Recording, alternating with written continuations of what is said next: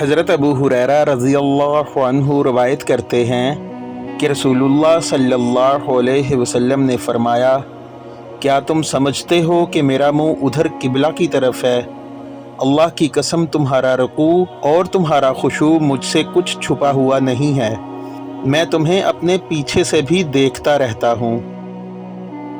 ایک اور حدیث میں حضرت انس بن مالک رضی اللہ عنہ نبی کریم صلی اللہ علیہ وسلم سے روایت کرتے ہیں کہ آپ صلی اللہ علیہ وسلم نے فرمایا، رکوع اور سجود پوری طرح کیا کرو، رب العزت کی قسم میں تمہیں اپنے پیچھے سے بھی دیکھتا رہتا ہوں۔